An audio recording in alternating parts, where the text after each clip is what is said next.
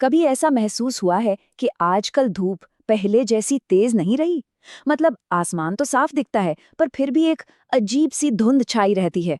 तो चलिए आज इसी वायुमंडलीय रहस्य की तह तक जाते हैं और पता लगाते हैं कि भारत की धूप के साथ आखिर हो क्या रहा है। ये बात हम में से कई लोगों ने महसूस की है। और देखिए, ये सिर्फ कोई एहसास नहीं है, ये एक हकीकत है। आसमान में असल में कुछ ऐसा है जो सूरज की रोशनी को हम तक पहुंचने ही नहीं दे रहा, और इसका असर हमारी सोच से कहीं कहीं ज्यादा बड़ा है। तो सवाल ये है कि आखिर वो क्या चीज है जो हमारे सूरज को हमसे एक तरह से छीन रही है। इसका जवाब छिपा है प्रदूषण की एक बहुत मोटी परत में, एक ऐसा विशाल बादल जिसे वैज्ञानिक एक खास नाम से जानते हैं, और इसका नाम है एटमॉस्फेरिक ब्राउन क्लाउड, यानी वायुमंडलीय भूरा बादल। जब इसे सैटेलाइट तस्वीरों से देखा जाता है तो ये दक्षिण एशिया के ऊपर एक बहुत बड़े भूरे धब्बे जैसा नजर आता है। और पता है, हर साल सर्दियों में ये और भी ज्यादा घना हो जाता है। तो आखिर ये भूरा बादल है क्या भला? असल में ये हवा में तैरते हुए बहुत ही छोटे छोटे कणों की एक मोटी परत है। इन कणों को एरोसॉल कहते हैं। इसमें कालिक, सल्फेट्स, धूल, ऐसी कई चीजें होती हैं। और ये करती क्या है? ये सूरज की रोशनी को या तो सोख लेती हैं या फिर चारों तरफ बिखेर देती हैं।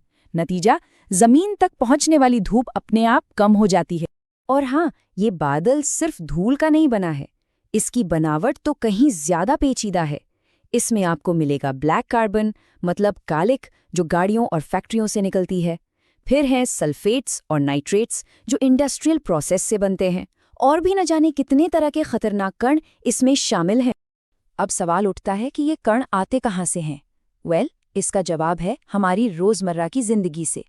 गाड़ियों का धुआं, फैक्ट्रियों की चिमनियां, और हाँ, खासकर उत्तरी भारत में किसानों का पराली जलाना, ये सब मिलकर ही तो इस विशाल भूरे बादल को बनाते हैं। देखिए, ये मामला सिर्फ धुंधले आसमान तक ही सीमित नहीं है। इस भूरे बादल के जो नतीजे हैं वो बहुत ही गंभीर और दूर तक फैले हुए हैं। ये हमारे मौसम, हमारे ग्लेशियरों और यहाँ तक कि हमारी फसलों पर भी असर डाल रहा है। चलिए देखते हैं कैसे। इसके असर सच में चौंकाने वाले हैं। ये बादल हमारे मॉनसून के पूरे पैटर्न को बिगाड़ रहा है, जिससे बारिश में देरी हो रही है। ये हिमालय के ग्लेशियरों को, सोचिए, तेजी से पिघला रहा है। इससे करोड़ों लोगों के लिए पानी की कमी का खतरा बढ़ गया है।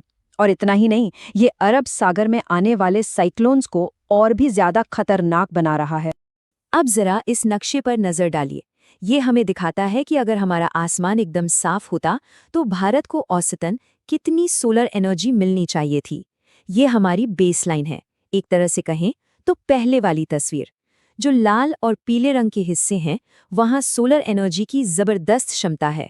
और अब ये देखिए, ये है बाद वाली तस्वीर।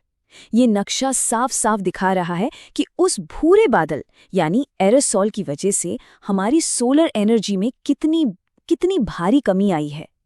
जो लाल और गहरे रंग वाले इलाके हैं वो सबसे ज्यादा प्रभावित हैं। ये फर्क सच में हैरान करने वाला है। तो ये सिर्फ एक पर्यावरण से जुड़ी समस्या नहीं है, इसकी एक आर्थिक कीमत भी है, और वो कीमत बहुत बड़ी है, खास तौर पर भारत के तेजी से बढ़ते सोलर एनर्जी सेक्टर के लिए। आंकड़े बताते हैं कि 2001 से 2018 के बीच भारत ने एयर पोल्यूशन की वजह से अपनी इस्तेमाल करने लायक सोलर एनर्जी का 29% हिस्सा खो दिया। 29%! जरा सोचिए, लगभग 1/3 सोलर एनर्जी हम तक पहुंचने से पहले ही हवा में गायब हो गई। और जब इस नुकसान को पैसों में गिना जाता है तो ये आंकड़ा और भी डरावना हो जाता है। एक अनुमान के मुताबिक सोलर एनर्जी इंडस्ट्री को हर साल 245 से 835 मिलियन डॉलर का सीधा सीधा नुकसान हो रहा है। ये बहुत बहुत बड़ी रकम है। लेकिन इस पूरी कहानी में एक बहुत ही अजीब और कहे तो विरोधाभासी मोड़ भी है। ये भूरा बादल जो हमारे लिए इतना नुकसानदेह है, वो अनजाने में हमें एक दूसरी बड़ी समस्या से कुछ हद तक बचा भी रहा था। चलिए इस पहेली को सुलझाते हैं। इस घटना को कहते हैं सोलार डिमिंग।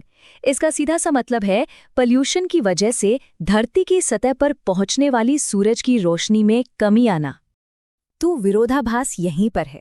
देखिए, एक तरफ है ग्रीन हाउस गैसें जो सूरज की गर्मी को हमारे वायुमंडल में कैद कर लेती हैं और ग्लोबल वार्मिंग करती हैं, और दूसरी तरफ है ये भूरा बादल जो सूरज की रोशनी को वापस स्पेस में भेजकर धरती की सतह को थोड़ा ठंडा करता है। इसी को कहते हैं ग्लोबल डिमिंग। मतलब ये दोनों एक दूसरे के बिल्कुल उलट काम करते हैं। और ये असर कितना बड़ा है? वैज्ञानिक मानते हैं कि इस भूरे बादल ने ग्रीन हाउस गैसों से होने वाली गर्माहट के 50% हिस्से को छिपा लिया होगा। जी हाँ, 50%। मतलब अगर ये पोल्यूशन न होता तो ग्लोबल वार्मिंग का असर हमें आज कहीं ज्यादा महसूस होता। तो इसका मतलब ये बिल्कुल नहीं है कि पोल्यूशन अच्छा है, नहीं। इसका मतलब ये है कि जब हम हवा साफ करेंगे तो हमें ग्लोबल वार्मिंग से लड़ने के लिए और भी ज्यादा तैयार रहना होगा। तो फिर आगे का रास्ता क्या है? चलिए देखते हैं कि हवा को साफ करने के लिए क्या कुछ किया जा रहा है। इस दिशा में सरकार ने 2 बड़े कार्यक्रम शुरू किए हैं। पहला है नेशनल क्लीन एयर प्रोग्राम, जिसका मकसद शहरों में एयर पोल्यूशन को कम करना है। और दूसरा है प्रधानमंत्री उज्ज्वला योजना, जिसके तहत लाखों घरों में लकड़ी और कोयले जैसे पारंपरिक ईंधनों की जगह साफ सुथरी LPG पहुंचाई जा रही है। और इन दोनों ही पॉलिसीज का एक जबरदस्त को बेनिफिट यानी सह लाभ भी है। अगर ये सही तरीके से लागू होती हैं तो न सिर्फ हवा साफ होगी बल्कि सोलर एनर्जी का प्रोडक्शन भी बढ़ेगा। ये चार्ट यही दिखाता है कि साफ हवा के साथ हम कम सोलर पैनल लगाकर भी अपने सोलर एनर्जी के टारगेट्स को ज्यादा तेजी से हासिल कर सकते हैं। तो आखिर में सवाल यही बचता है, क्या साफ आसमान वाकई भारत के एनर्जी फ्यूचर को पावर दे सकता है? सारे सबूत तो इसी तरफ इशारा करते हैं। हवा को साफ करने का मतलब सिर्फ बेहतर सेहत नहीं है, बल्कि एक रोशन, ज्यादा टिकाऊ और ऊर्जा से भरपूर भविष्य भी है। और ये एक ऐसा लक्ष्य है जिसके लिए काम करना हम सबके फायदे में है।